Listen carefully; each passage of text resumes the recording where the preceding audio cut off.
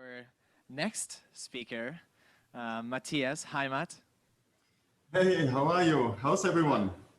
Good, good, good. Here on day two, live from the studio in Paris.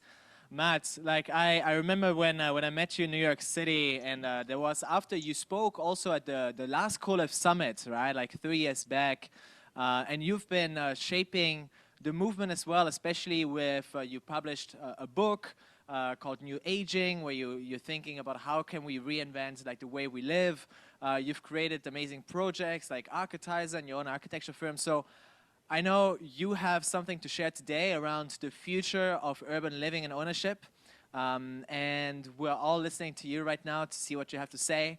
And potentially, if we have time afterwards, we'll have a little Q&A. So, ladies and gentlemen, enjoy Matthias Hollwich live from New York City. Awesome, awesome. Thank you so much. Let me share my screen, and I'm going to give you a super high speed, many slide kind of presentation. I hope you see my screen right now. We're going to talk about flexibility and unforgettability.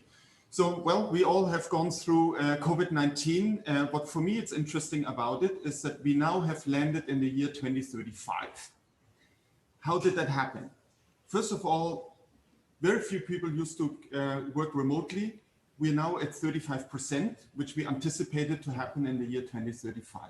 We already knew that retail is in trouble. A lot of stores have closed as we expected in the year 2035. And guess what? A lot of people co-live now as we expected, but maybe not the right way, right? Because 52% of young adults co-live with their parents again. Now, the question is, what do we do about all of this? And there's crisis and there's opportunity.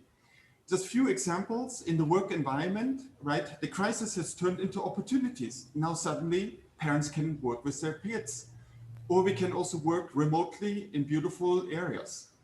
Or we can also see how actually work environments now become almost like homes. We see the same thing also, the changes in the play environment, right? The empty streets of New York suddenly became filled with life as we had never ever seen it before, with restaurants in all kind of different configurations. And we have seen stores being closed and suddenly reopen with new programs. Who would have thought that we do tennis in the middle of Manhattan in an empty storefront? And in the living environment, we have seen that we had to live partially alone, right? Tough environments during a pandemic. But we also have seen togetherness, maybe sometimes bored, but maybe sometimes also excited about it. We have seen families living a new life with new bonds. And we also have seen new bubbles that were created, right? Where people created the protective bubble around it with new ways of living together and caring for each other. Now, when we go back to where we were and the trends of co-living and new living configurations were all about already in the last couple of years, we can look into or revisit many different floor plans, right? From a typical one-bedroom, making it smaller, making it more affordable. There's a lot of different ways how this can happen. We can look in the same fashion into configurations where we go into sharing with two people, not just a two-bedroom, but we can economize it and densify and go smaller and more affordable. We can go into co-living scenarios. Here we see that everyone would have 23 square meters, which we can further densify and innovate how we can create a balance between privacy and also community.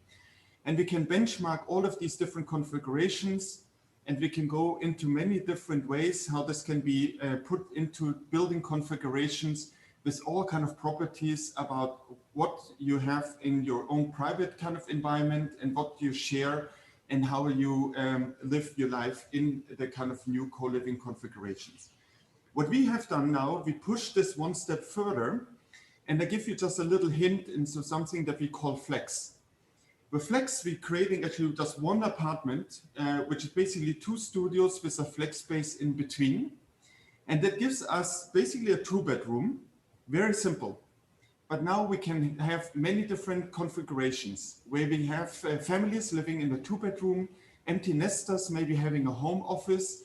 Then we can have a social couple that maybe Airbnb is a part of their apartment, We can have travelers who will put their private stuff into the studio and rent out the one bedroom. Or we can have seniors that sharing two different studios with a flex space in between to live together. Or we can have students that can also turn the flex space in between into another bedroom, and with this have super high dense living environment. And that beauty about this is that we built a very simple building, all just with these flex units, but then the building has a life on its own with many different configurations that can appear inside of the building's DNA. But this is all about the rational. And then we have to infuse the emotions. And this is about the unforgettability that we have to for the work environments, the living environments, and also the play environments. Now, when I think about my unforgettability, or things that I never forget, I went at some point to a house from Frank Lloyd Wright in LA, and you see already this emotional environment. It's just breathtaking, and I never wanted to leave. Or a project that we did for the Museum of Modern Art PS1, where it was not about the object that we created, but it was actually about the community activation with these big parties all about.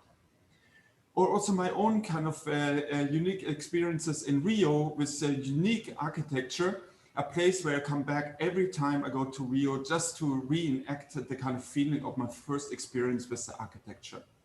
So there's a really interesting mix between familiarity, emotionality, and the novelty that we have to bring together. And they're actually experts that can help us to understand how we can create this in this environment.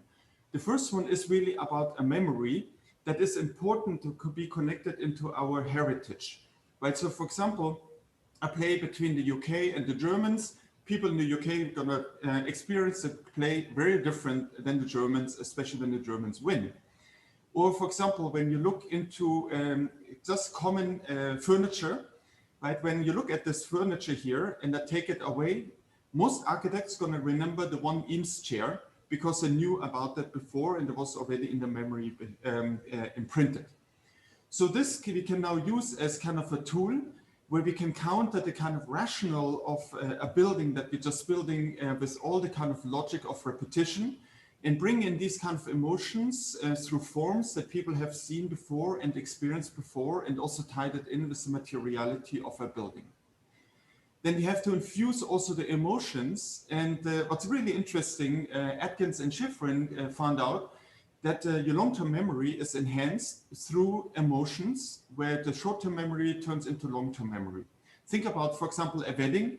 You're probably going to remember that wedding as a very special day because you had incredible emotions, especially if this was your own wedding. Now, emotions can be joy, distress, anger, and all kind of other things. And of course, joy is the best one that we should use. And they're great examples. For example, the High Line in New York is freedom and it's joyful. Or maybe a climbing wall on a building that makes a difference in our experience of it. Or a surprise here in the Dutch embassy, for example, in Berlin, looking at the TV tower. Or the magic of blur from Dillos Video in Switzerland.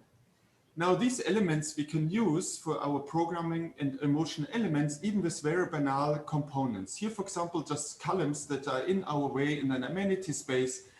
We slightly change the way how we're treating these kind of columns and turning that into activated spaces. And we can do that with all kind of different program and social elements throughout to trigger the emotions, to create the bond between the people and the environment that we foster for our co-living. And the last one is actually about novelty.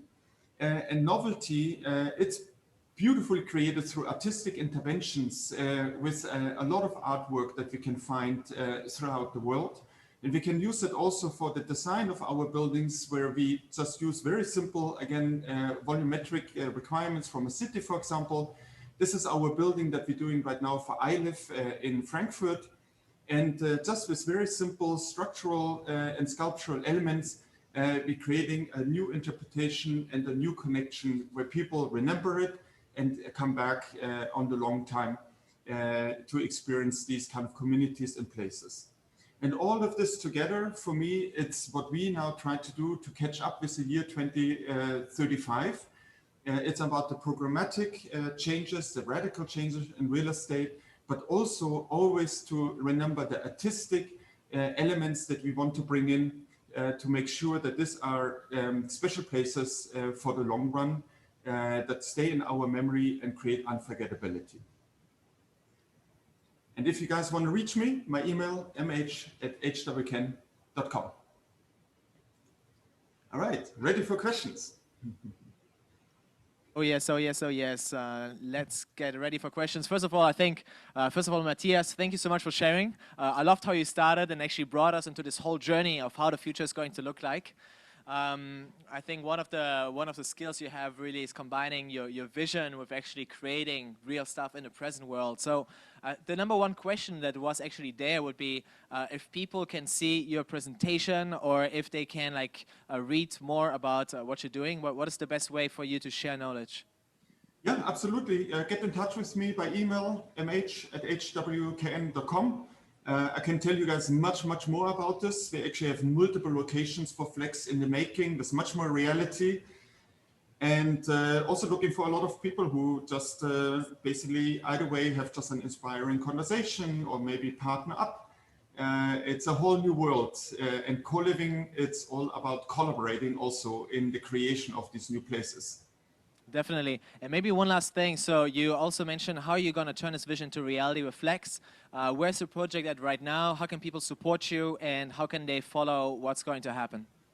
Yeah, so we're having four locations actually right now in the making. It's New York, New Jersey, Atlanta, and Houston. We're also looking actually right now into a heavy timber option where we're going to have prefabricated buildings, which are 8-story, super sustainable, super beautiful as a product that we developing with Catera. And yeah, and then we're also starting to look into a European option, and that is kind of percolating. So stay tuned for that. But if you're in the US and if you're in one of these cities, or if you're just curious about it, just shoot me an email. I would love to show you more about it. Hell yes. Matthias, thank you. Thank you so much for being here. Thank you for sharing your insights and your vision and what you're doing. You can drop all of the links right now in the chat with all of the attendees.